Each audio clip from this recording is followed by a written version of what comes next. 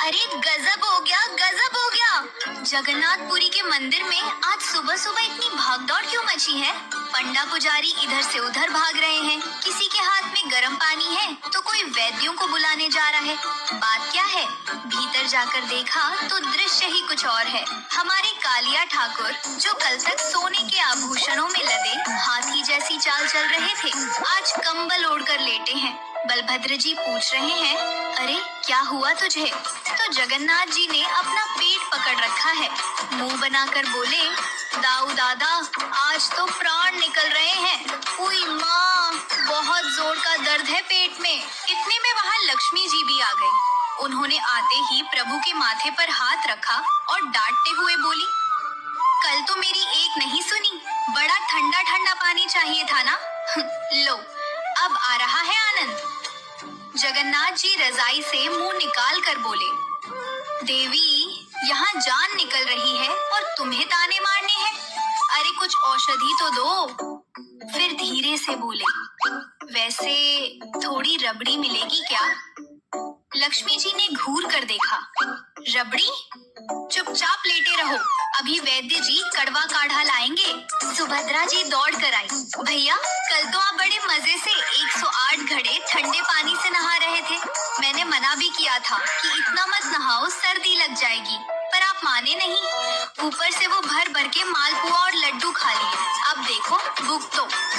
ठाकुर जी एकदम मासूम बच्चे जैसे सजल नेत्र करके बोले, अरे बहन अब डांटो तो मत।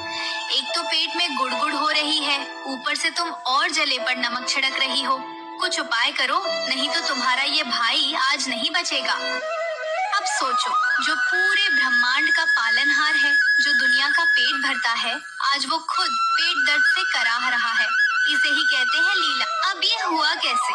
थोड़ा पीछे चलते हैं। कल थी ज्येष्ठ पूर्णिमा, गर्मी का समय था। जगन्नाथ जी का मन हुआ कि भैया बहुत गर्मी लग रही है, आज तो जी भर के नहाऊंगा। और हमारे ठाकुर जी तो हैं ही जिद्दी, एक बार जो ठान ली सो ठान ली। बैठ गए स्नान वेदी पर और सेवकों ने भी क्या किया, सुवासित जल, चंदन मिला हुआ पानी, एक नहीं दो नहीं, पूरे 108 घड़े। सोचो जरा, 108 घड़े ठंडा ठंडा पानी प्रभु के सिर पर डाल दिया। ठाकुर जी मजे ले लेकर नहा रहे थे। और डालो और डालो, आहा बड़ा आनंद आ रहा है। भक्त भी खुश, भगवान भी खुश। लेकिन हद तो तब हो गई जब नहाने के बाद भूख लगी। अब गीले बदन में ही प्रभु ने देखा कि 56 भोग सामने रखे हैं। जगन्नाथ जी ने सोचा, नहाने के बाद भूख तो जोर की लगी है, और लग गए खाने। कभी रसगुल्ला, कभी मालपुआ, कभी खिचड़ी, खाते गए। सेवकों ने भी प्रेम में खिलाते खिलाते ध्यान नहीं दिया कि छोटे से बालक का पेट है, फट जाएगा। और उसका नतीजा, आज सुबह भगवान को बहुत तेज बुखार और भयानक पेट दर्द है। मंदिर के मुख्य वैद्य राज वैद्य दौड़ते हुए आए, नब्ज पकड़ी। वैद्य जी बोले, प्रभु आपकी लीला आप ही जाने, नाड़ी तो बहुत तेज चल रही है, आपको अपच हो गया है और ठंड भी लग गई है। जगन्नाथ जी बोले, वैद्य काका वो सब छोड़ो, कोई मीठी सी दवाई दे दो, जल्दी ठीक हो जाऊं। मुझे अभी बाहर जाकर भक्तों को दर्शन भी देने हैं। वैद्य जी ने अपना बस्ता खोला और कड़वी सी जड़ी बूटी निकाली। बोले, नहीं सरकार, अब मीठा नहीं मिलेगा, बीमारी मीठा खाने से ही हुई है, अब तो कड़वा काढ़ा पीना पड़ेगा। जगन्नाथ जी ने जैसे ही काढ़े का नाम सुना, कंबल के अंदर मुंह छुपा लिया। नहीं, मैं नहीं पीऊंगा। तभी वहाँ माँ समान एक बुजुर्ग सेविका आई। उनकी आंखों में आंसू थे। प्रभु की ऐसी हालत देखी नहीं जा रही थी। वो पास बैठी और प्रभु के माथे पर हाथ फेरा। जगन्नाथ जी का शरीर तप रहा था। प्रभु ने धीरे से आंखें खोली और बोले, माँ बहुत पीड़ा हो रही है। माँ बोली, मेरे लला तुझे नजर लग गई है, दुनिया भर की नजर उतारने वाला आज खुद बीमार पड़ा है, तू चिंता मत कर। उसी रात जब जगन्नाथ जी दर्द में कराह रहे थे, तो उन्होंने स्वप्न में उस माँ समान सेविका और राजवैद्य को निर्देश दिया। ठाकुर जी बोले, देखो अब मुझे ये घी, दूध, मलाई, 56 भोग ये सब मत खिलाना, मेरा पेट बहुत भारी हो गया है। अब अगले 15 दिन तक मैं बीमार रहूंगा। सेविका ने पूछा, तो आप क्या पाएंगे प्रभु, भूखे रहेंगे क्या? जगन्नाथ जी मंद मंद मुस्कुराए, बोले, नहीं माँ, भूखा नहीं रहूंगा, लेकिन अब मुझे केवल फुलुरी तेल से मालिश चाहिए और खाने में केवल फलों का रस और जड़ी बूटियों का पानी। अगले दिन से मंदिर के कपाट बंद हो गए। बाहर भक्त रो रहे हैं, अरे हमारे जगन्नाथ जी कहाँ गए? दर्शन क्यों नहीं हो रहे?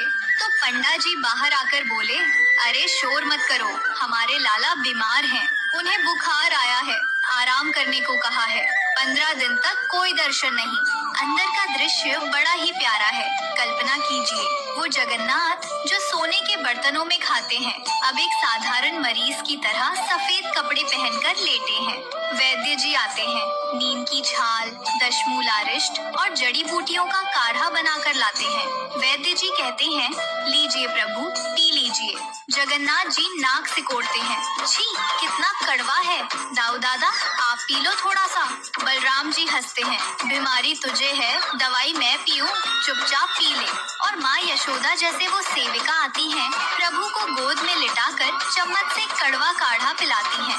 जैसे ही प्रभु काढ़ा पीते हैं, उनका मुंह कड़वा हो जाता है, तो तुरंत सेविका उन्हें थोड़ा सा चेना या फलों का रस दे देती है। 14 दिनों तक ये लीला चलती है। इसे ही उड़ीसा में अनसर घर की सेवा कहते हैं। इन दिनों में भगवान को कोई तुलसी नहीं चढ़ती, घंटी नहीं बजती, जोर से मंत्र नहीं बोले जाते। बिल्कुल वैसे ही जैसे हमारे घर में कोई बच्चा बीमार हो तो हम शांति रखते हैं। जगन्नाथ जी इस लीला से हमें क्या समझा रहे हैं? कभी सोचा है आपने, वो जगत के नाथ होकर भी बीमार क्यों पड़ते हैं? वो इसलिए ताकि हम भक्तों को ये महसूस हो कि वो कोई पत्थर की मूर्ति नहीं है, वो हमारे घर के सदस्य है। उन्हें भी सर्दी लगती है, उन्हें भी पेट दर्द होता है, उन्हें भी कड़वी दवाई पीनी पड़ती है। वो भगवान कम और हमारे सखा, हमारे बेटे ज्यादा हैं। 15वें दिन जब जड़ी बूटियों और नीम के प्रभाव से प्रभु का पेट दर्द ठीक हो जाता है, बुखार उतर जाता है, तो प्रभु कहते हैं, आहा, अब शरीर हल्का लग रहा है। माँ, अब तो बहुत जोर की भूख लगी है, अब लाओ वो 56 भोग। वैद्य जी हंसकर कहते हैं, हाँ प्रभु, अब आप स्वस्थ हैं, अब तैयार हो जाइए। और फिर 15 दिन बाद जब भगवान बाहर आते हैं, तो उनका रूप ही अलग होता है, एकदम ताजे, सुंदर और नव यौवन से भरे हुए, जिसे हम नव यौवन दर्शन कहते हैं। और उसके ठीक बाद वो रथ पर बैठकर निकलते हैं गुंडीचा यात्रा के लिए, ये बताने के लिए कि देखो भक्तों, मैं ठीक हो गया हूँ, अब मैं खुद तुम्हारे पास आ रहा हूँ।